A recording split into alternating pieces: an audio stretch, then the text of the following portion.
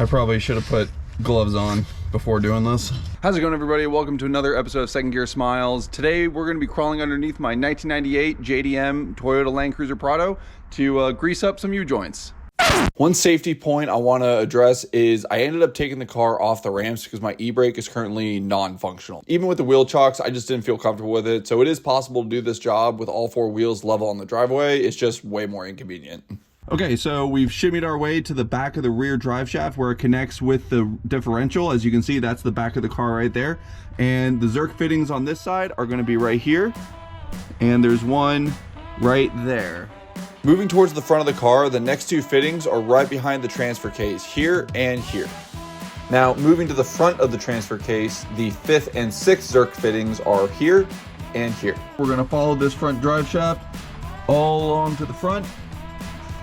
And the last Zerk grease fitting is right in here, right where my middle finger is. And as far as I can tell, there's only one Zerk grease fitting on this end of the front drive shaft going into the front differential. I couldn't find any other nubs on here, so if I end up missing one, I apologize, but from the best I can tell, there's only one grease fitting on the front end of the front drive shaft. The grease I'm using is the Red and Tacky NLGI No. 2 lithium-based grease. Now, there are several different brands, but the service manual calls for NLGI No. 2 lithium-based. Starting off with this rear Zerk fitting, I realized after the fact that I might not have put enough grease into it. I gave it about 5 to 6 pumps, but I later read that the service manual calls for you to pump until you see grease coming out of the slip joint. I'll do this again at the next oil change, but in the meantime, just be better than me. Once you see the old grease come out, give it a couple more pumps until you just barely see new grease coming out, at which point you're done.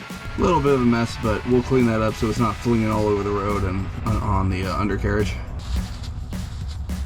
After that, the process is pretty much the exact same for all of the Zerk fittings. Give them a cleaning, attach the grease gun, and start pumping in the new grease until you see the old grease come out, at which point clean up the old grease and move on to the next one. Some dirty, dirty grease.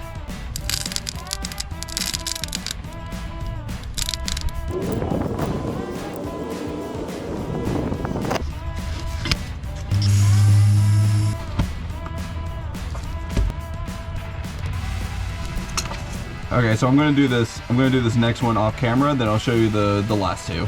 Okay, so to be completely intellectually honest, normally what you do to get access to the Zerk fittings if they're in an inopportune spot is you put the car in neutral and you're able to freely spin the drive shaft. However, I can't do that because my e-brake is still in compost mentos. It is still out of commission. It is kaput.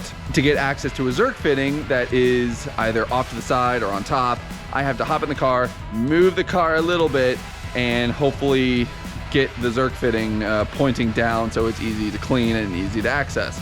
So, yeah, not ideal.